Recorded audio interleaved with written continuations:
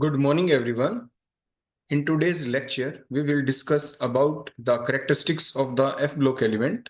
In the previous lecture, we have already discussed the characteristics of the S block element, P block element, D block elements.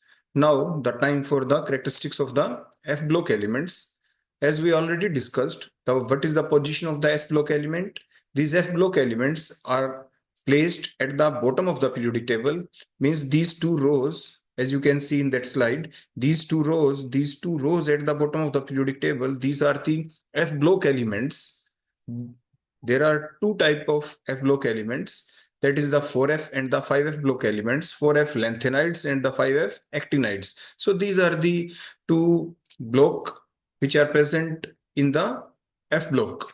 So F block elements are of two types, 4F and the 5F. Means now we will discuss from where these two rows come from. Means all these things will be discussed in today's session. So let's start the characteristics of the F block elements. So F block elements characteristics started with the definition of the F block elements. So what are the F block elements? First of all, we must have the knowledge about the general electronic configuration of the F block elements. For that, we will just draw a configuration for one of the elements, that is the cerium, atomic number 58. When we write the electronic configuration for the cerium, atomic number 58, it comes out to be as 1s2, 2s2, 2p6 and in the last you will see the 4f1, 5d1 and the 6s2. So that's the valence configuration for the F block elements. In that particular configuration, now we will draw, here we have drawn the diagram for the cerium. You can see here in the center there is the nucleus. Then after that there is the N-2F subshell. After that, towards the outside side there is N-1D, and to the valence 1 position there is the NS subshell. So there are the two electrons in the NS subshell, one electron in the 5D and the one electron in the 4F in case of the cerium. When we move from cerium onwards for the further next elements of the F block, all the electron will enter in that 4F subshell. And what is the position of that 4F subshell? The position of the 4F subshell is the anti-penultimate position. Means the valence position is for the NS, the penultimate position is for N-1D subshell, and the anti-penultimate position is for the N-2F subshell. Means the last electron will enter into that anti-penultimate F subshell. So on that basis, we can write the definition of the F block element like that.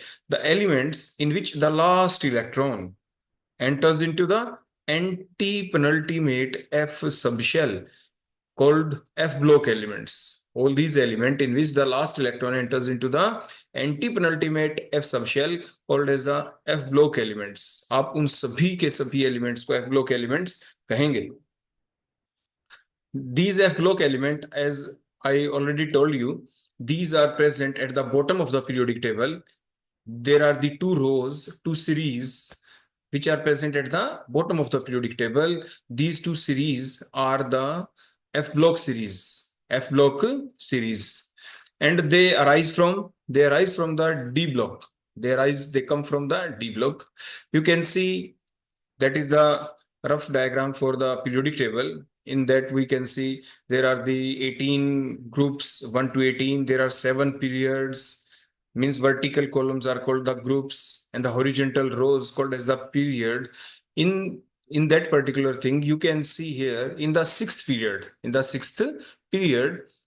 and in the group number 2, the element is barium, atomic number 56. After that, in group number 3, in the sixth period, the next element is lanthanum, atomic number 57. After that, the next element in group number 4, or in the same period, that is the period number 6, the next element is hafnium, that is 72. Then where the other elements are present means atomic number from atomic number 58 to atomic number 71, where these 14 elements gone. These elements in all these elements, means atomic number 58 to 71, in all these elements, the last electron enters into the anti-penultimate subshell. So that's the requirement to place these elements at somewhere else position, not in the same position, because these are the position for the d block element in which the last electron enters into the penultimate d subshell. So to maintain the uniformity of the periodic table, to maintain the uniformity in these blocks, these four blocks, that is the S, P, D, and the F. So we have the requirement to give the separate position to these F block elements, because in F block elements, the last electron enters into the anti-penultimate F subshell. So the first series is from 58 to 71. Similarly, in period number 7, you can see here the radium, whose atomic number is 88, that present in group number 2, S block, group number 2. The next element, whose atomic number is 89, that is actinium, that is present in group number 3 of the D block, group number 3, 89. After that, the next element is not of atomic number 90. The next element is Rutherfordium, atomic number 104.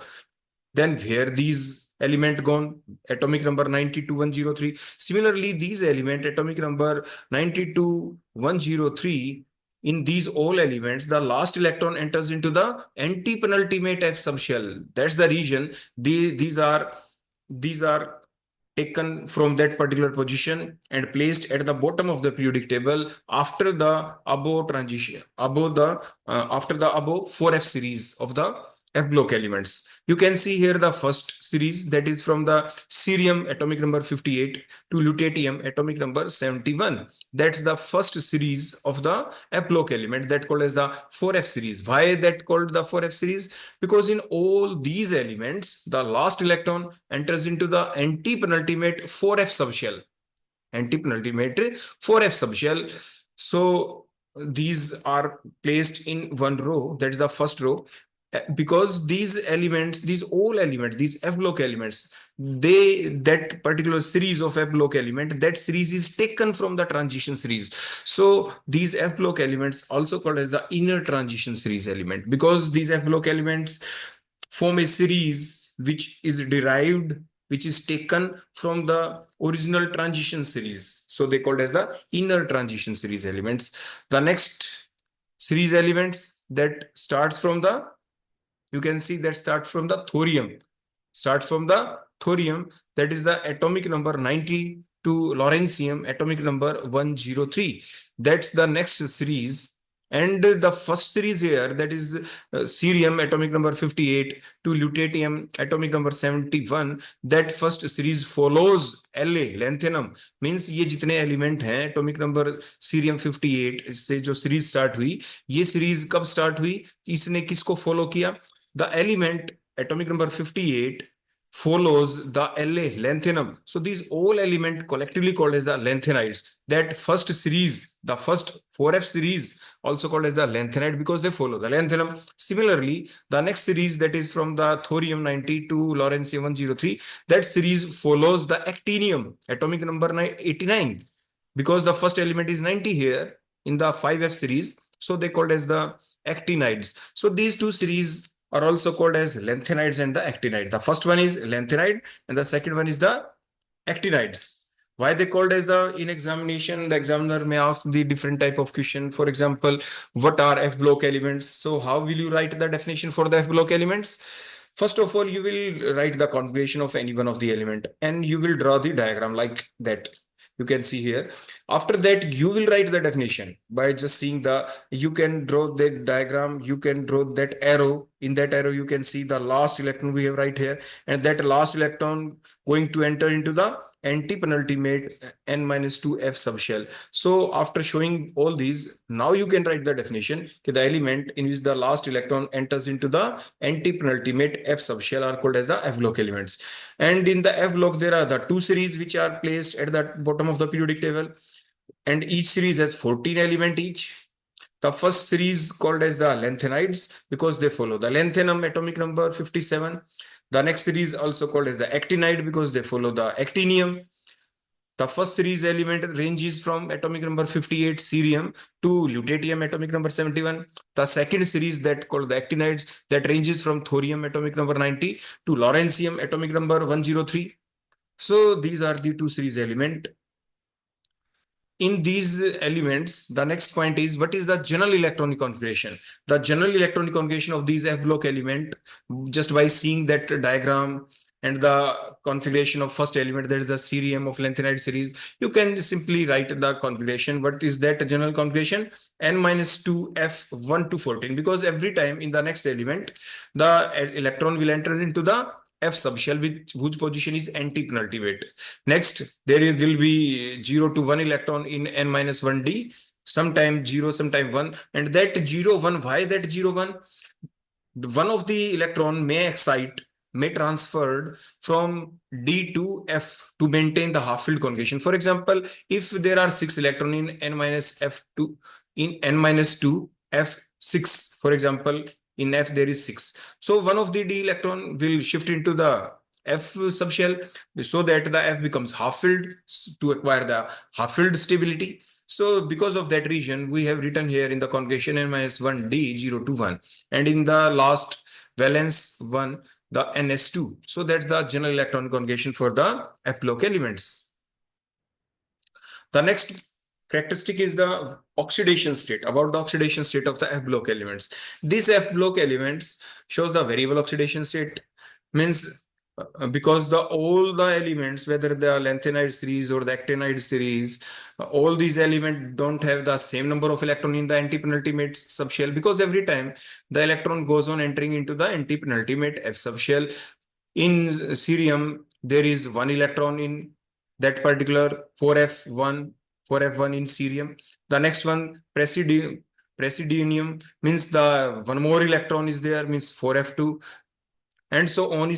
इस तरह से जब आप देखेंगे तो every time the number of electron goes on entering into the anti-penultimate F subshell. So due to the presence of these variable number of electron in the anti-penultimate subshell, they show the variable oxidation state. But in the valence area, there are the 3 electron, one in the N-1d and 2 electron in the NS. So these electrons can be lost easily. So the common oxidation state for both of these series, that is the lanthanide or actinides, both series of the F block element, the common oxidation state is +3. So the next question may be asked here, what is the common oxidation state of F block element? You will write the common oxidation state is +3. Why the common oxidation state is +3?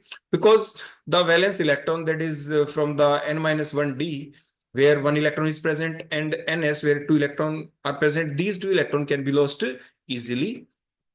So the common oxidation state of the F block element is +3. And why variable oxidation state? Because the different number of electrons are present in the anti-penultimate F subshell, so they can show the variable oxidation state. So next property, like that of the D block element, that is the catalytic property. Means the F block elements also act as the catalyst, like that of the D block element. The basic fact behind any of the substance which act as the catalyst is that, means that particular element or the compound, they have the large surface area, they have the high surface area, further they have the unpaired electron. Due to these two factors, the reactant molecule come and sit on the surface of the catalyst, surface of these element whose surface area is very high, and thus now there is a more chances for the collision of these reactant molecules to come closer. They will collide with each other effectively, and that these effective collision result in the formation of the product, means product formed easily, means the pathway of the reaction changes, means these substance, these F block elements also changes the pathway of the reaction without consuming during the reaction, and thus they act as the catalyst. They show the catalytic properties.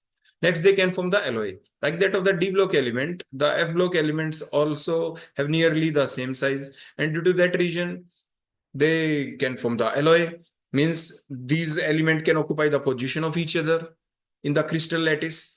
Means आपके जो F block element हैं, इनका जो crystal lattice है, उसमें एक element को हटा के उसी साइज का दूसरा एलिमेंट हम प्लेस कर सकते हैं, दूसरा F block element, means they can form the alloy, they have the tendency to form the alloy. And why that alloy? Because the different element of the F block element have almost nearly the same size, like in case of the D block elements. So they can occupy the position of each other. So they can form the alloy. And they can also form the interstitial compound like that of the D block element because of the same reason. Okay, the small size atom can fit, small size atom like carbon, nitrogen, hydrogen, they can easily fit in the small spaces, small voids which are present in the crystal lattice of the F block elements, and thus they can form the interstitial compounds. They can form the colored complexes, as in case of the D block element. We have seen in polar medium, in magnetic field or the electric field, the degeneracy of the D subshell get destroyed and they get split in two sets. And due to the presence of these two sets, means DD transition can take place. Similarly, here also the F block elements, in case of the F block element, there occurs FF transitions in the polar medium, magnetic field or the electric field. So first condition is unpaired electron. Similarly, like that in case of the D block element, if any of the element has unpaired electron, and you can see F block element in the 4F, there are the unpaired electrons up to the middle, maximum number of the unpaired electron, then pairing will start. So because of the presence of the unpaired electron, the FF transition can take place and they can form the colored complexes. Next, they can form the coordination compounds like that of the other D block elements. The F block elements also have the vacant orbitals, vacant F block, vacant F subshell orbitals, and thus they can take the electron pair from the surrounding ligands, and thus they can form the coordination compound. The reasoning of the F block elements of different properties is almost similar to that of the D block elements.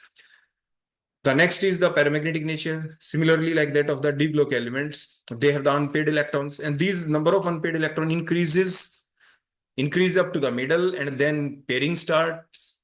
And due to pairing, the number of unpaired electron decreases.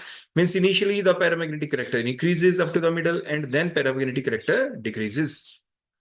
Next, they have the heavy metal because their atomic number is very high. So they come in the category of the heavy elements, and they are metallic in nature because they can lose the electron easily. They can lose these 3 electron easily, which are present in the outermost area. That is N-1D and the NS, these 3 electrons. So they show the common oxidation, that is the +3. Because of these electron losing nature, they are the metals and their atomic number is very high. So they are come in the category of the heavy elements. So they are the heavy metals. They have the high melting point and the boiling point because of presence of large number of unpaired electron. As these number of unpaired electron increases up to the middle on moving from, in case of lanthanide, from cerium to lutetium, up to the middle, the number of unpaired electron increases. So number of intermetallic bond increases. Due to the increase in the intermetallic bond, the hardness increases. Hardness increase also. To break these strong intermetallic bond, more energy is required, and due to that reason, they have the high melting or the boiling point in both the cases, whether the lanthanide series or the actinide series. They can form both ionic or the covalent compound depending upon the nature of the element, depending upon the configuration, means whether they get stabilized by losing or gaining the electrons. So they can form the ionic compound. If they don't come in the category of losing or gaining the electron, then they will share the electron and form the covalent compound. Like the other metals, they also have the property of the malleability and the ductility. Means these can be used in the formation of the sheets, means malleability characteristic, and they can be converted into wires. So they show the characteristic of the ductility. All lanthanides, all these four F block elements, that is the lanthanide, all are non-radioactive except that promethium, atomic number 61, that promethium here, that is radioactive, while all the actinides from atomic number 90, thorium to lawrencium-101, all are radioactive. All are radioactive. Next point, these all 4 F block elements, they are natural. All are natural. All lanthanide are natural. While in case of the actinide, that is that second series, that is the actinide series, only the thorium, protactinium, and the uranium, means these come in the category of the natural element, while other are coming in the category of synthetic element, that is the man-made elements. Now we will see the next heading here, the IUPAC naming of the element having atomic number greater than 100. So these are the element here, atomic number more than 100, that is mendeleum, nobelium, lawrencium, means these are the element whose atomic number 101, 102, 103, and the rutherfordium 104. How can we write their IUPAC name? So there is the basic rule. For 0, you will use the word nil. For 1, un. For 2, bi. For 3, tri.